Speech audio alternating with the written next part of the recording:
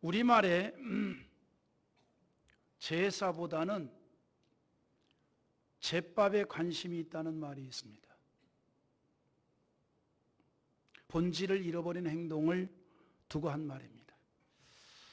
그런데 이런 일이 예수님의 제자들에게도 있었어요. 그들은 예수님과 함께 하면서도 여전히 생각은 세상 사람들의 범주에서 벗어나질 못하고 있었던 겁니다. 예수님께서 하나님의 나라에 대해서 말씀을 하실 때에 제자들은 예수님께서 말씀하신 하나님의 나라에 대한 의미를 제대로 알지 못했던 겁니다.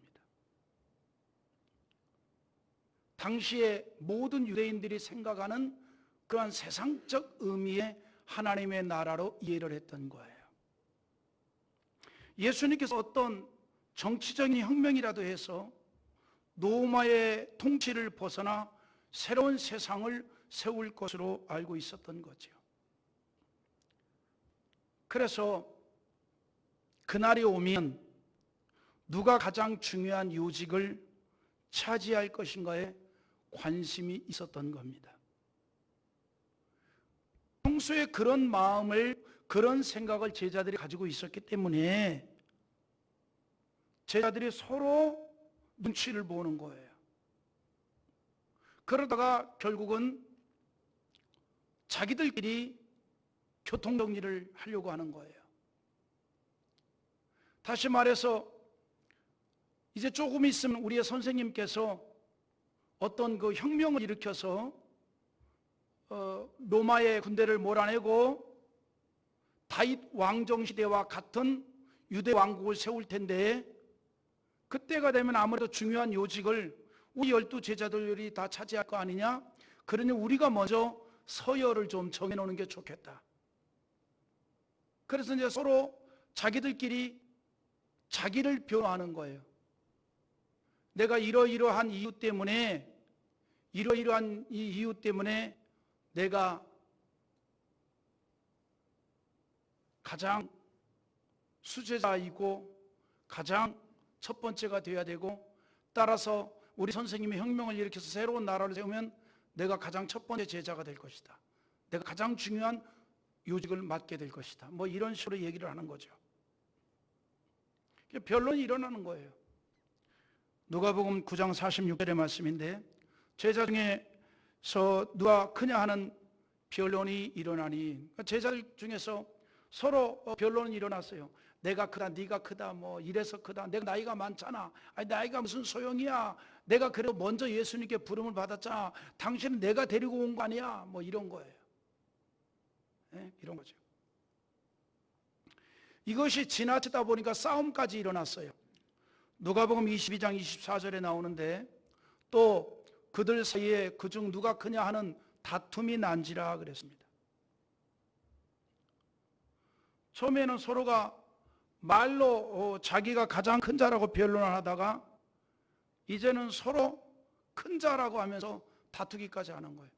내가 큰 자다, 내가 가장 큰 사람이다, 그러면서 막 이제 서로 다투기까지 하는 거죠. 지금 이런 제자들의 행태는 사람 낳는 어부가 되게 하리라 말씀하시면서 부리셨던 예수님의 그 의도와 뜻을 전혀 몰랐던 겁니다. 오로지 새로운 세상이 펼쳐지면 가장 큰 자리를 차지하는 것에만 관심이 있었던 거예요. 그래서 어떤 제자는 심지어는 새로운 세상이 펼쳐질 걸로 믿고, 그리고 그 세상이 오면 가장 힘 있는 자리에 자기들이 앉기를 원하면서 어머니까지 동원해 가지고 라비를 했던 거예요. 어머니까지 동원해서 이렇게 좀 청탁을 했던 겁니다. 요한복음 20장 21절 내용인 20절 21절 내용인데, 그때 세베대의 아들의 어머니가 그 아들들을 데리고 예수께 와서 절하며 무엇을 구하니? 예수께서 이르시되 무엇을 원하느냐?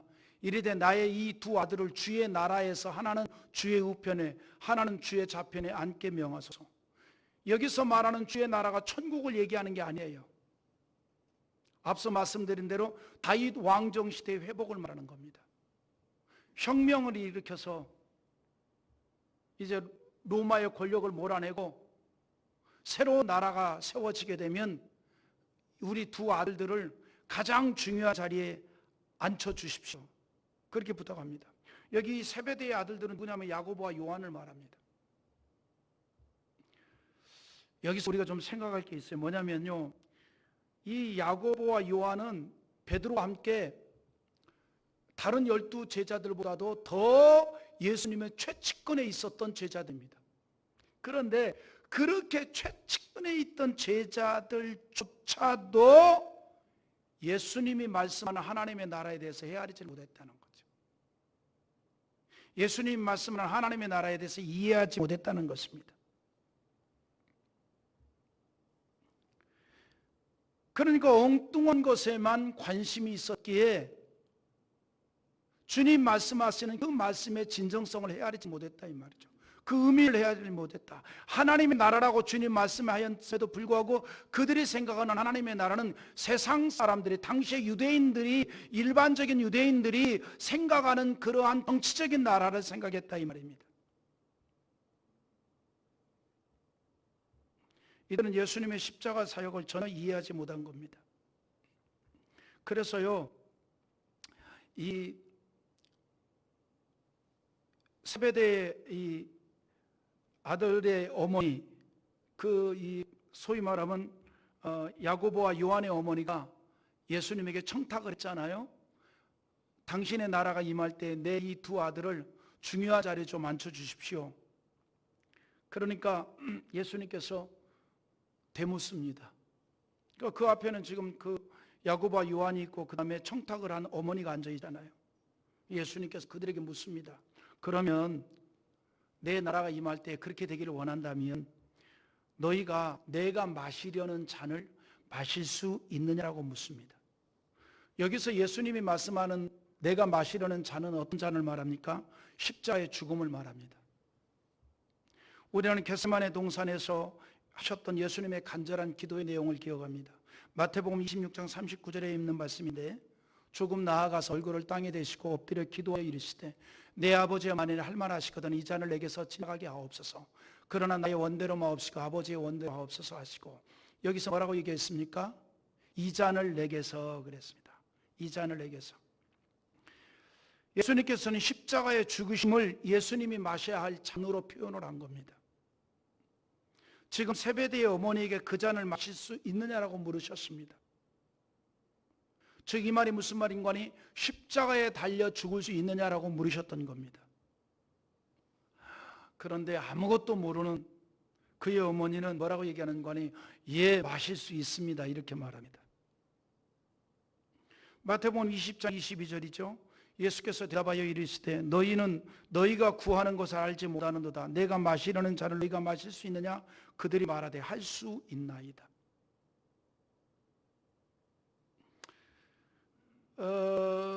예수님께서 말씀하신 내 잔은 십자가에 달려 죽으심인데, 하나님의 나라에 대해서 이해를 못하는 그들은 예수님이 마시려는 잔이 십자가의 죽음이라는 것도 이해를 못한 거예요. 그러니까 쉽게 말합니다. 예, 우리가 그 잔을 마시겠습니다 그렇게 말합니다. 예수님은 제자들에게 대속의 사역에 대해서 직접적으로 자주 말씀하셨음에도 불구하고 제자들은 그것을 사실 그대로 받지를 못했습니다.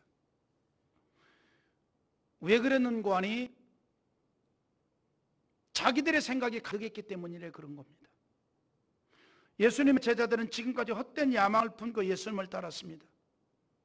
그래서 제자들 사이에 다툼이 일어나고 분쟁까지 일어났던 겁니다.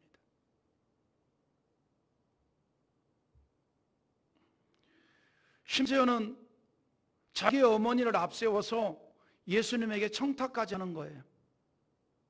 그리고 이 야고보와 요한이 자기 어머니까지 동원해가지고 예수님에게 청탁하는 그 모습을 다른 10명의 제자들이 보고서 막 분노합니다. 저 나쁜 놈의 자식. 여러분, 예수님의 10명의 제자들이 왜 분노한 줄 알아요? 이 야고보와 요한의 어머니가 예수님에게 청탁을 할 때에 그게 이루어질 것만 같았던 거예요. 여러분, 마태복음 20장 24절에 뭐라고 얘기하는 거예요? 10 제자가 듣고 그 두 형제에 대해 분이 여기거늘. 왜 분이 여겼을까요? 왜? 응? 다른 제자들도 자리에 대한 욕심이 있었기 때문이죠. 뿐만 아니라 야고보와 요한의 어머니 살로메는 누구인 거니? 마리아와 자매지간일 가능성이 높아요. 마리아가 누구예요? 예수님의 육신의 어머니 아닙니까? 그 예수님의 육신의 어머니 마리아와 살로메는 자매지간인데 혈연적인 거예요. 혈연적인 것을 가지고 온 거예요. 그러니까 뜬금없이 그 어머니가 찾아온 게 아니야 이 말입니다. 여러분, 치맛바람의 원조는 살로메입니다. 여기서 이제 이 치맛바람이 시작이 된 거예요. 네? 그리고 친북의 비리가 여기서 시작이 됐어요. 그냥 뜬금없이 온 게 아니고 뭔가 좀 끈앞풀이 있단 말이죠. 예수님의 육신의 어머니 마리아와 살로메는 이 형제가 아니고, 그래서 자기 아들들은 그래 내가 가자 앞장서라. 그래 가서 선생님 당신의 나라가 임할 때에 내 이 두 아이들을 가장 중요한 자리에 좀 앉혀주십시오 그랬습니다. 그러니까 그러한 모습을 보고 있던 제자들이 막 분노하게 된 거예요. 분이 생겼습니다. 왜 이런 일들이 생겨났습니까? 제자들이 진심으로 관심을 두어야 할 곳에 두지 못했기 때문입니다. 그래서 이 인간적인 모습을 보였어요. 자, 그런데 여기서 끝나면 이야기가 안 되죠. 여기까지만 봐도 참 예수님의 제자들이 세상 사람이나 똑같았어요. 주님의 말씀에 대한 깊은 뜻을 이해를 못했다는 거죠. 예수님께서 그렇게 여러 차례 하나님의 나라에 대해서 말씀했고 십자가의 고난을 말씀했음에도 불구하고 그들을 이해하지 못했던 거예요. 왜? 인간적인 생각이 가득했기 때문에 그런 겁니다. 세상 사람들하고 똑같았다 이 말입니다. 그런데 그들이 완전히 변했습니다. 완전히 변했어요. 언제 변했습니까? 오순절 성령 충만 받고 완전히 변했습니다. 이런 제자들이 훗날에 성령으로 충만하게 되자 모두가 다 주님과 복음을 위해서 고난의 길을 갑니다. 핍박을 받으면서도 이 복음을 전하는 그 길을 걸어갑니다.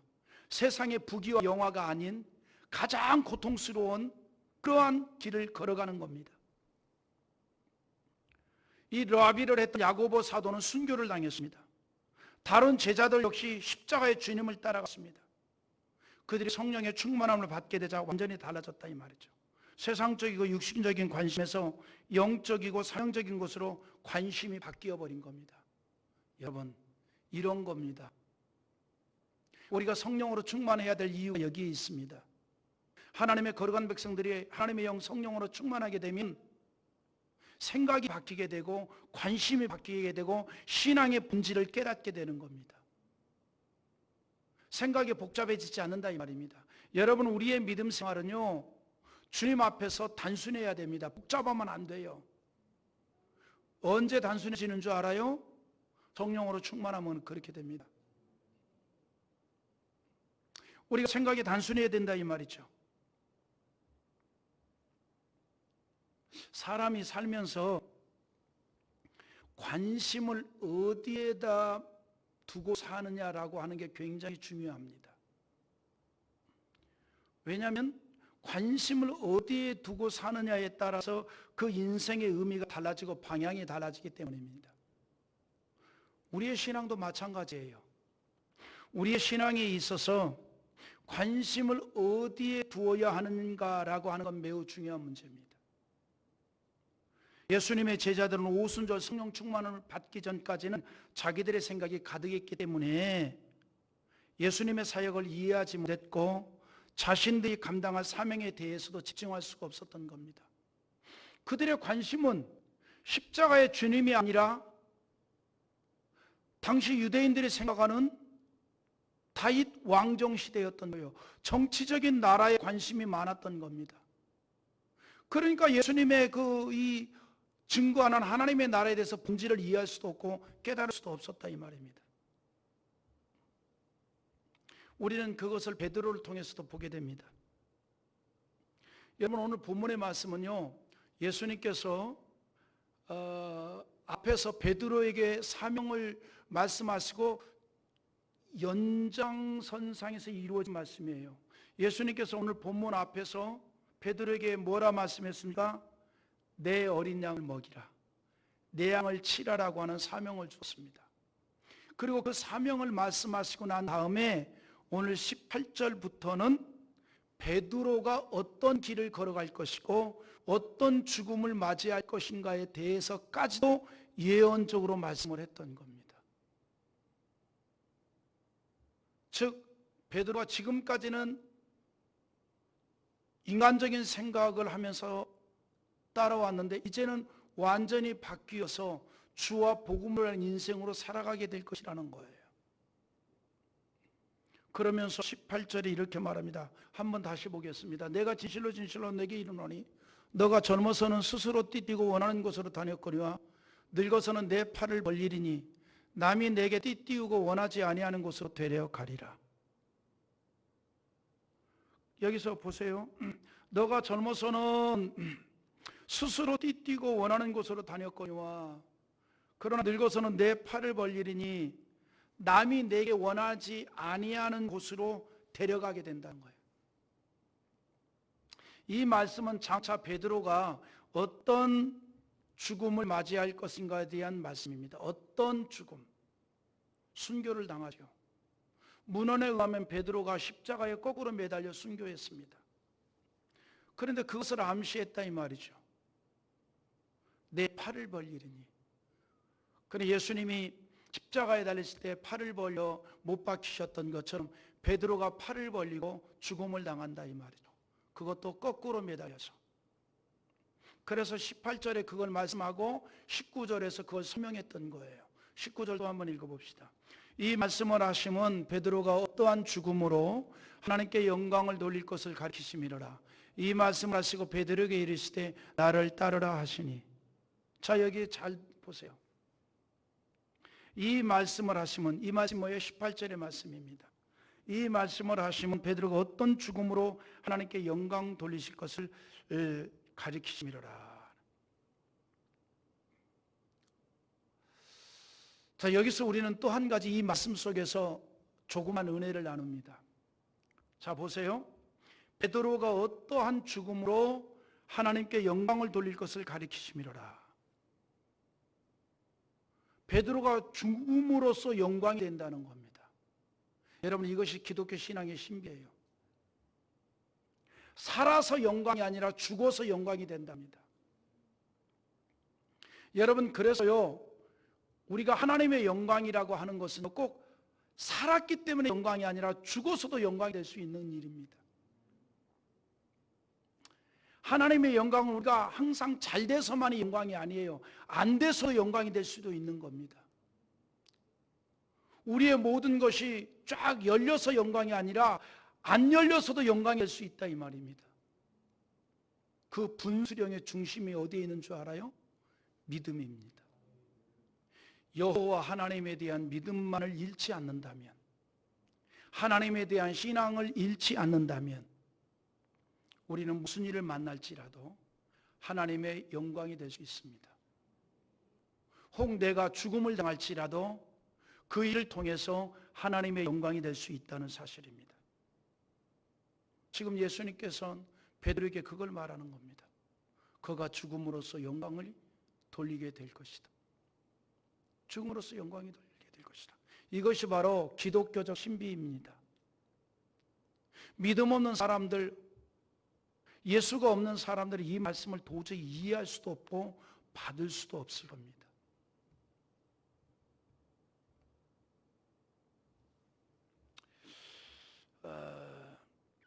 자, 그래서 예수님께서는 베드로에게 요한복음 21장 17절까지 사명을 말씀하고 그 사명을 감당하는 베드로의 미래를 예수님은 보았고, 그리고 그 사명을 감당하다가 순교를 당할 것이고, 그 순교를 통해서 하나님께 영광이 될 것이라고까지 말씀했습니다. 그러나 예수님께서 이 베드로에게 이 말씀을 하실 때에 그 말씀은 베드로가 감당할 사명에 대한 말씀이거든요. 그러면 그 말씀을 아멘하고 결단을 해야 되는데, 그것에 대해서 관심을 갖는 것이 아니라 다른 것에 관심을 갖습니다. 다른 사람에 대해서 관심을 갖는 거예요. 그래서 베드로가 예수님의 말씀이 끝나자마자 자기 옆에 있던 사도 요한을 보면서 예수님에게 묻습니다. 주여, 그러면 나는 그렇고 이 사람은 어떻게 될 것 같아요? 묻습니다. 이 사람의 장래는 어떻게 될 것 같아요? 묻습니다. 그때 예수님께서 이렇게 말씀하죠. 내가 올 때까지 그를 머물게 하고자 할지라도 내게 무슨 상관이냐? 너는 나를 따라. 내가 올 때까지 그를 머물게 할지라도, 이 세상에 머물게 할지라도 무슨 상관이냐? 그거 관여하지 말고 너는 나를 따라라.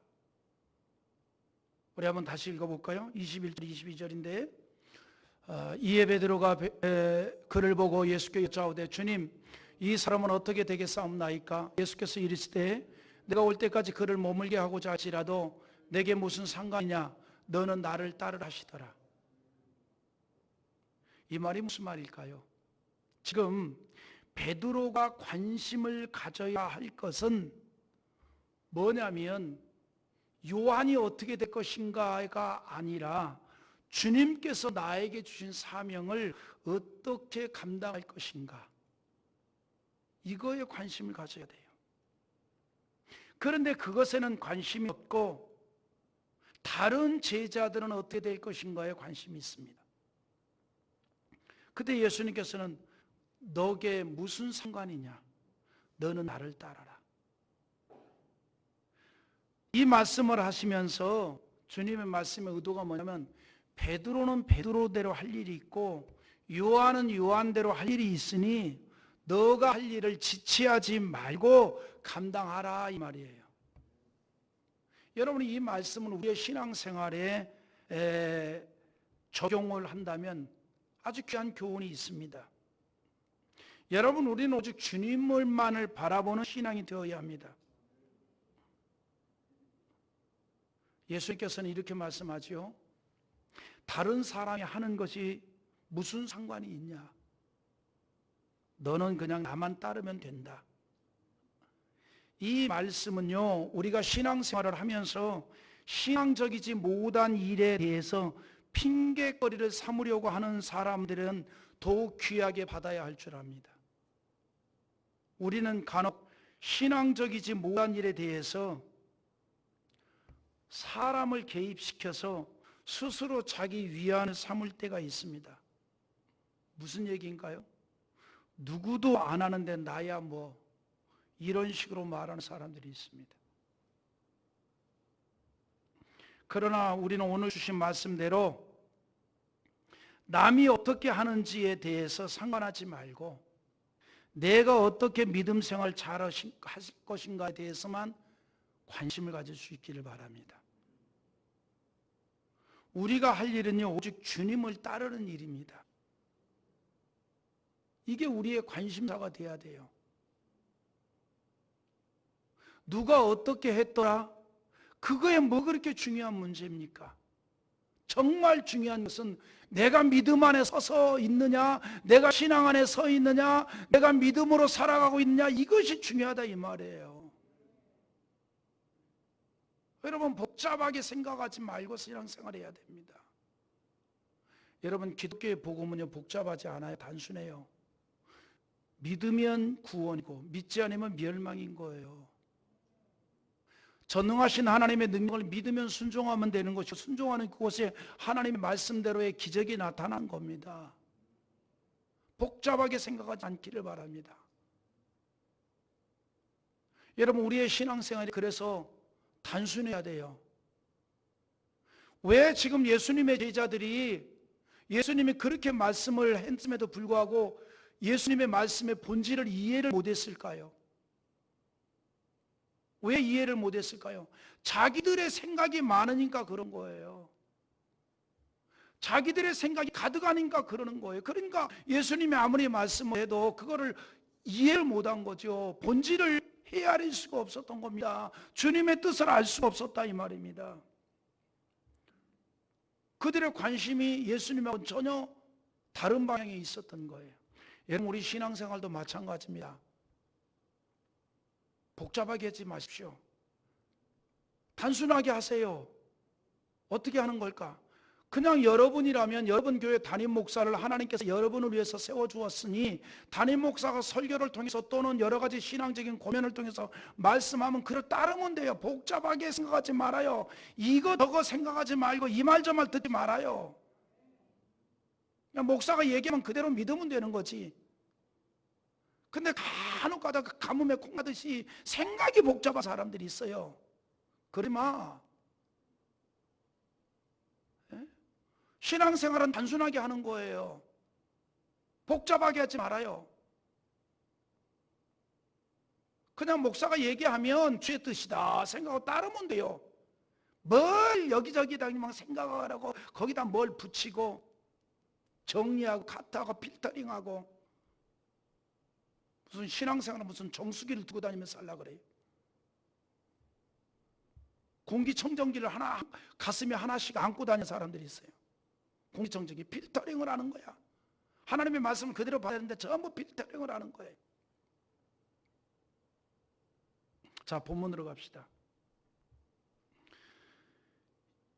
여러분, 오늘 우리는요 주님이 주신 말씀을 내 것이다라고 삼고 가는 거예요. 때로는 이해가 안 돼도 주의 말씀이라면 따를 수 있는 자가 될 수 있어야 합니다. 어떤 사람은 주님께서 하시는 일에 대해서 다 깨달은 후에 따를 수 있다라고 말하는 사람도 있습니다. 물론 여러분, 우리는요 기억하십시오. 하나님이 하시는 일에 대해서 궁금한 것도 많겠죠. 그러나 우리가 한 가지 분명한 것은 있습니다. 뭐냐면 하나님이 하시는 것을 다 깨달아 알 수는 없다는 사실입니다. 다 깨달아 알 수는 없어요. 심지어는 주의 말씀은 모순되는 것 같은 말씀도 있습니다. 욥기 36장 26절에 그래서 이렇게 말합니다. 하나님은 높으시니 우리가 그를 알 수 없고 그의 횟수를 헤아릴 수 없느니라 그랬습니다. 또 시편 77편 19절에서도 주의 길이 바다에 있었고 주의 곧은 길이 큰 물에 있었으나 주의 발자취를 알 수 없었나이다. 알 수 없었나이다. 하지만 분명한 것은 주님을 따르는 신앙적인 모든 것이 헛되지 않는다는 사실입니다. 모순처럼 들릴지라도 이해가 되지 않을지라도 주의 길을 따를 때에 하나님의 놀라운 역사가 나타나게 된다는 겁니다. 우리 하나님은 우리를 유익되게 하시고 선하게 하시고 귀하게 이끌어 가신 하나님인 줄 믿으시기 바랍니다. 그러므로 우리는 오직 주의 말씀 따라 담대히 나가는 거예요. 역대하 15장 7절에 뭐라 그랬습니까? 그런즉 너희는 강하게 하라. 너희의 손이 약하지 않게 하라. 너희의 행위에는 상급이 있음이라 하니라 그랬습니다. 우리의 행위에 상급이 있답니다. 그러므로 우리는 신앙적인 담대함과 약하지 아니하는 선김의 손길을 가지고 나갈 수 있기를 원합니다. 여러분 보십시오. 요즘같이 그리스도인으로 산다는 것이 어려운 시대도 없잖아요. 이럴 때 우리의 신앙은 약해지지 말고 더욱 강해질 수 있기를 원합니다. 더욱 강해져야 돼요. 세상의 잡다한 소리에 귀 기울이지 말고 오직 주의 말씀에 귀 기울이는 자 되어야 된다 이 말입니다.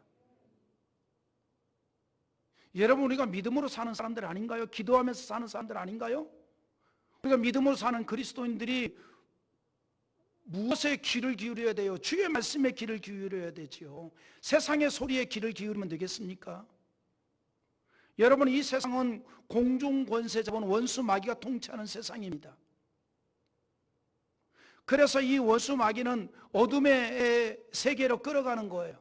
할 수만 있으면 하나님의 백성들이 믿음으로 사는 일을 방해합니다. 신앙으로 사는 일을 방해합니다.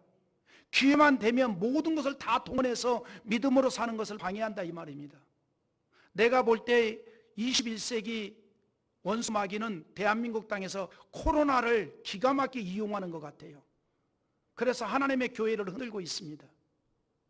여기에 우리가 승리할 수 있기를 원합니다. 더 믿음과 신앙으로 나아갈 수 있는 은혜가 있기를 원하는 겁니다. 유대왕 아사 시대에 있었던 일이 있습니다. 유대왕 아사가 통치할 때 전쟁을 치르게 됐는데, 부수 사람 세라가 군사를 이끌고 왔는데 자그마치 100만 명의 군사를 이끌고 왔어요. 100만 명. 그리고 100만 명 안에는 전차 부대가 300대나 있었습니다.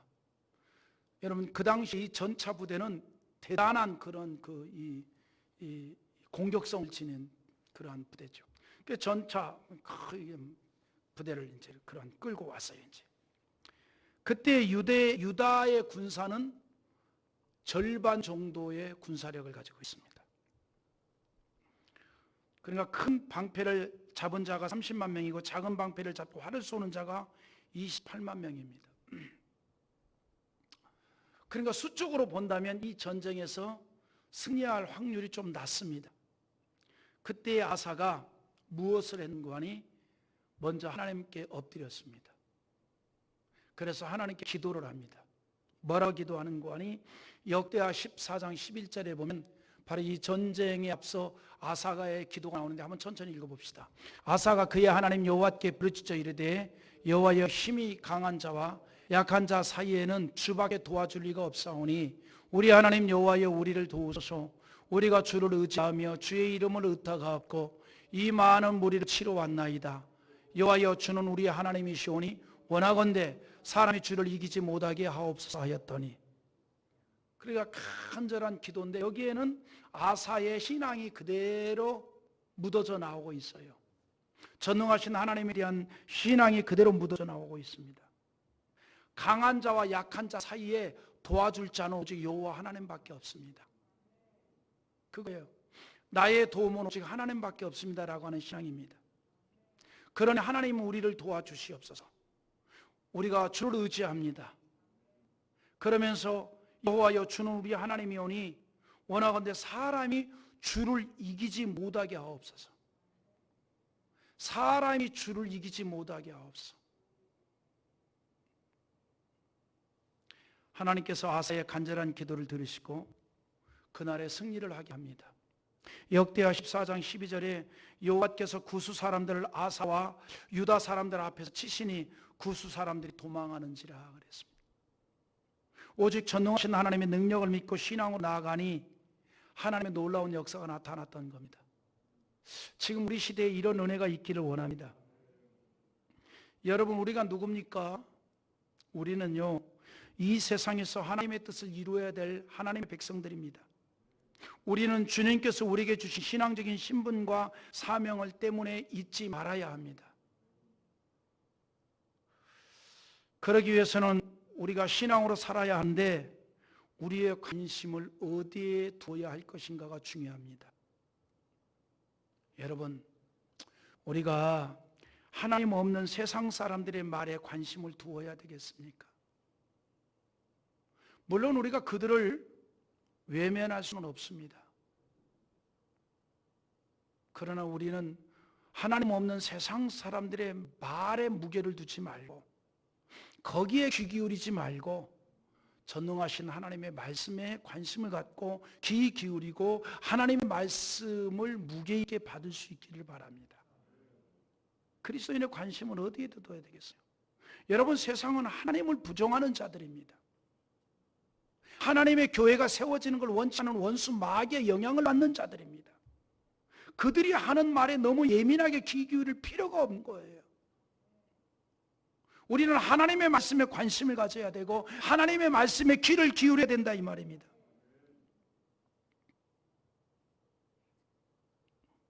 그것이 바로 우리의 살 길이고 이 민족의 살 길입니다. 여러분, 신앙 없는 사람들이 하는 말은 신앙 없기 때문에 할 수 있는 얘기입니다. 그러나 우리는 전능하신 하나님의 살아계신 역사를 믿기에 기도하는 거 아니에요. 여러분, 우리가 병자를 위해서 왜 기도합니까? 의로진의 손길 위에 전능자 하나님의 능력이 나타나기를 위해서 기도하는 거 아니에요? 하나님의 치료의 역사를 위해서 기도하는 거 아니에요? 그러나 세상 사람들은 헛된 짓거리 한다고 그럴 거 아니겠습니까? 하나님 없는 사람들이 무슨 말을 못 하겠어요? 그러나 우리는 살아계신 하나님의 능력을 믿기 때문에 우리는 기도한 것이고 예배를 귀히 여기는 거 아니겠습니까? 여러분, 우리는요 느부갓네살 왕에 의해서 정복을 당했던 이스라엘에게 이사야 선지를 통해서 하신 말씀의 경고를 우리는 잊지 말아야 할 겁니다. 무슨 얘기냐면 이사야 선지는 귀족 출신 선지자입니다. 그런데 바로 이 이사야 선지는 느부갓네살 왕에 의해서 북이스라엘과 남유대가 완전히 정복을 당하기 직전에 외쳤던 선지자입니다. 그래서 이사야 선지자의 메시지를 가만히 보면 당시 이스라엘 백성들의 삶의 모습이 엿보입니다. 그 중에 한 구절이 나와요. 한 구절만 보십시다. 이게 결론인데 이사야 5장 12절입니다. 그들이 연애에는 수금과 비파와 소고와 피리와 포도주를 갖추었어도 여호와께서 행하시는 일에 관심을 두지 아니하며 그의 손으로 하신 일을 보지 아니하는도다. 잘 보세요. 그들이 연애에는 수금과 비파와 소고와 피리와 포도주를 갖췄다는 거예요. 모든 격식은 다 갖췄다 이 말이에요. 흥청망청 놀고 즐기는 데에는 모든 격식을 다 갖추어서 했다 이 말입니다. 그러나 반면에 하나님의 백성들이 여호와 하나님께서 행하는 일에는 관심을 두지 않았다는 거예요. 하나님이 하시는 일에 대해서는 관심이 없었던 겁니다. 이것이 멸망당하기 직전 이스라엘 백성들의 모습입니다. 여러분, 우리는 하나님의 백성이에요. 어떤 상황에서도 우리를 통해서 하나님은 이 땅에서 하나님의 뜻을 이루십니다. 이 말은 무슨 말인가 하니 우리 하나님의 백성들은 어떤 상황을 만날지라도 하나님의 일에 관심을 가져야 합니다. 신앙적인 일에 더 관심을 가져야 된다 이 말입니다.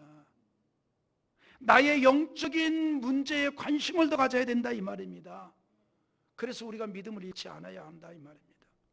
그렇게 함으로 교회에 주신 사명을 우리가 감당할 수 있어야 된다 이 말이에요. 이것이 믿음의 사람입니다. 그래서 오늘 말씀의 제목을 관심을 어디에 두고 삽니까? 관심을 어디에 두고 삽니까? 우리는 나의 영혼에 관심을 두고 하나님의 일에 관심을 두고 내가 감당할 사명에 관심을 두고 교회에 주신 사명에 관심을 두고, 왜냐하면 우리는 하나님의 백성이기 때문입니다.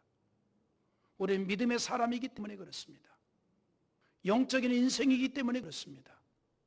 오늘 우리의 관심이 세상적인 관심이 아니라 하나님의 백성다운 관심으로 가득할 수 있기를 주님의 이름으로 축원합니다.